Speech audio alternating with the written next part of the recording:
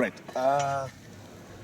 Madam President, let's start with, we have seen that you're pushing the education policy, and we want to just tap into that and find out what are the critical issues that you are speaking to in the education policy that we should listen to or look at as a country.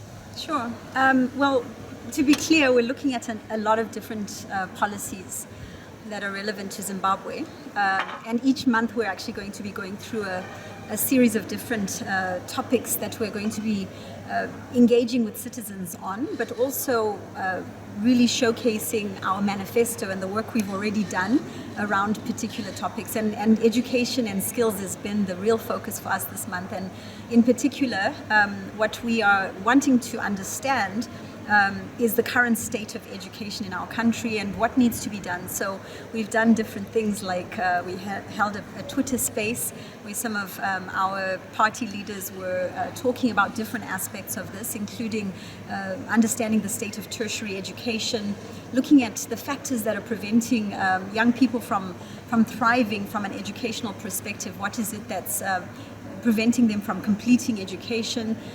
When you think about the fact that a lot of our young women, for example, some of them are even getting married at very young ages, or they're falling pregnant and so they fall out of school. But even more than that is the fact that we have still today inadequate resourcing for our education sector. We do not have currently schools that are, I would say, basic standard that meet the standards of what is needed for the students.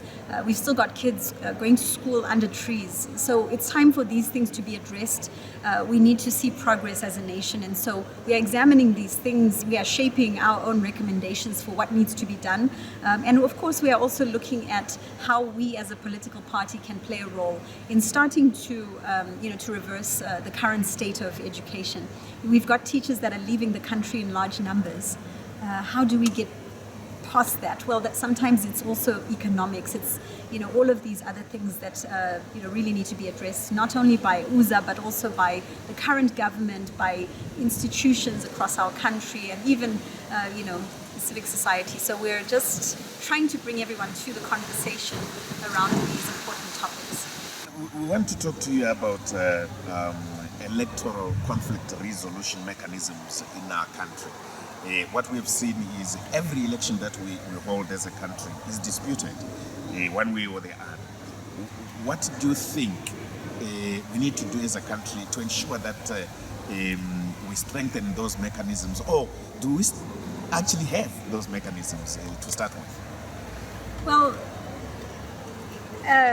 conceptually, we do have those mechanisms in place, right? We have the courts. We are supposed to be able to go to courts. There's the rule of law in terms of what can and cannot be done from an electoral process standpoint. There is the Zimbabwe Electoral Commission, whose role and mandate is really to also ensure that if there are challenges or conflicts or any sort of interference that's needed to try to ensure free, fair, credible elections, they should have an avenue to go to. Unfortunately, the bottom line is there's not a lot of respect for democracy in our country, and we do tend to find that there, in many instances, appear to be either an arrogance or a disinterest in genuine resolution of these issues. And so more needs to be done. Until we have a fully independent electoral commission, it's highly unlikely that we will have an institution or an organization that we can go to that can address some of these things.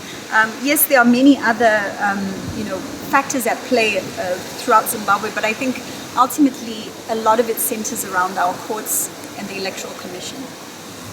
And obviously, with our courts as part of the mechanisms, we have had from political parties complaining that the systems themselves seem to be captured, at least by the ruling party. What will be your view as a political party and as a leader of that political party itself? Yeah, I would say that, look, it's a sad situation for Zimbabwe if you find that you can't even turn to the courts, because that is supposed to be, there's a level of accountability there. They're supposed to be uncompromised. But you do tend to see from the outcomes of some of the cases, I can speak from my own experiences, as we were going through the general elections this past August 2023, we had over 20 cases in the courts. Some of them were dismissed without real consideration. In fact, on some of the documentation, our political party name was misquoted as another political party, and that was the ruling for UZA. So clearly, there is already an agenda in some regard, and it seems very, very unfair, even from a judicial perspective. I will say that I did go through my own court case, which I shouldn't have been having to even deal with in the first place when I was appealing, the rejection for my candidacy.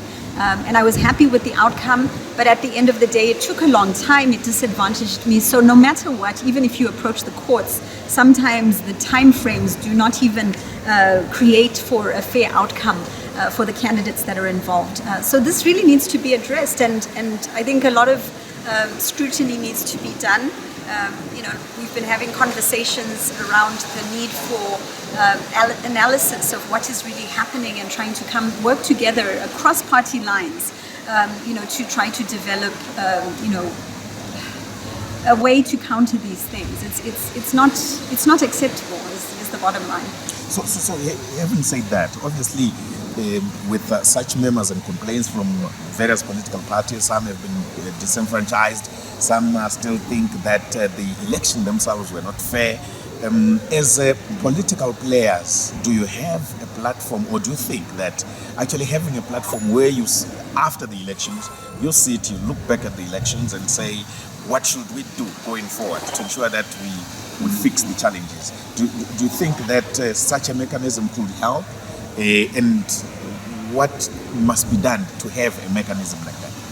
So it even goes beyond the political players, right? It also encompasses civic groups. It encompasses, other sort of areas or spheres of influence within society. Everyone needs to be part of this conversation. I don't think it's just political parties that should be looking for solutions. I recently was at a forum that was organized by the Zimbabwe Electoral Support Network, ZESNI, and there were people there from all sorts of backgrounds, and we were trying to do exactly that. We were trying to find a way to really analyze the existing election cycle and figure out where are we going wrong, what is really the dynamic that is preventing us from moving forward as a nation. Why is it that after an election, so many of us, feel disillusioned in the sense that we don't believe that the electoral process is free and fair. So we are looking at those solutions, but I think even political parties need to be sitting down together. I know there are some formations, some people are trying to work on that, even in terms of electoral reform, and we encourage that. I know as a political party, what we are doing is we are dissecting still the election and starting to look forward and ensuring that we are better capacitated to anticipate the types of things that have gone wrong in this election. And that's going to require us, really doing a lot of planning, analyzing the outcomes, understanding the root causes. But it's a process. It's not something that I think can be solved overnight, but it's going to take everyone working on it. Speaking of the conference, post-election conference that you attended, organized by ZESNI, what would you say as a political party were critical takeaways from that engagement? It was very enlightening from my perspective to listen to some of the speakers that were on the various panels at the ZESNI, post-election conference, because everyone came with a different perspective and a different sort of outlook. You come to a discussion like that with your own outlook as well as a political party. We had our own experiences, but really there were academics there were political analysts, and the main takeaways for me really were that political parties need to do more, much sooner, to really pave the way for this upcoming election, and that includes ensuring women are better represented on the ballot in the upcoming election. As UZA, we were proud that we had the highest proportion of women represented on the ballot, but we still see that, and our concern is the bigger picture, right? How many women in general are represented and are coming forward as political candidates. I was the only woman on the ballot. Let's have other women presidential candidates being given that opportunity to participate. It's their right to do so. There are other takeaways for me.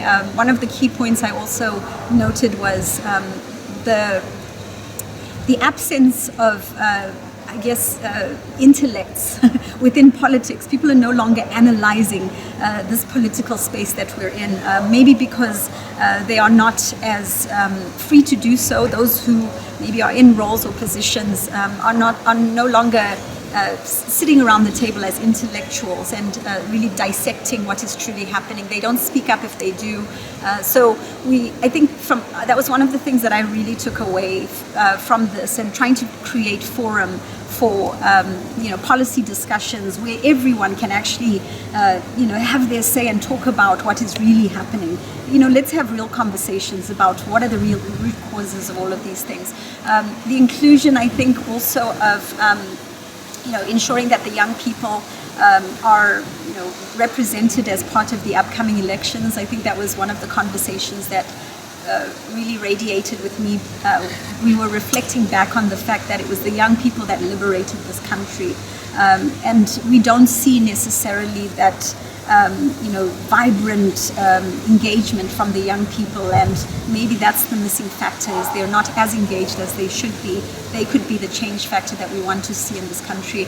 But there was a host of different outcomes that I took a lot of notes, and I'm looking forward to really debriefing with the rest of our national executives and starting to look at how to to act upon some of these takeaways. And maybe lastly, obviously, we, as politicians, you're already looking at the next election date, which is 2028. We want to find out what is it that you have on your dashboard as a political party in terms of laying the ground and preparing for 2028. Have you started that work already, or you're resting now? I haven't rested, not even for a moment, since the elections. When we came in front of the citizens of Zimbabwe and said we are going to be, working for Zimbabwe, working to build Zimbabwe, that was sincere, and it came through in our manifesto. We are now working on how to implement that manifesto, but there are specific issues that we are also going to be focusing on month by month by month.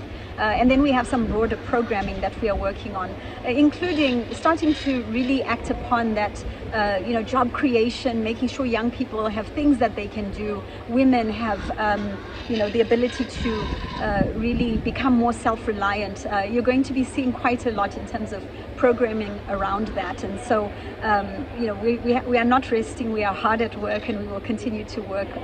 I think what we are also going to do a little bit differently is create a lot more spaces where people can participate in the conversation, whether or not they are part of UZA. We want to work on really building bridges and creating conversations with individuals from all sorts of aspects of Zimbabwe. So let's be part of that conversation. We want to really encourage everybody to participate and to get involved in this process. It's not UZA's job alone to work on developing our nation. Thank you so much for your time. Oh, oh.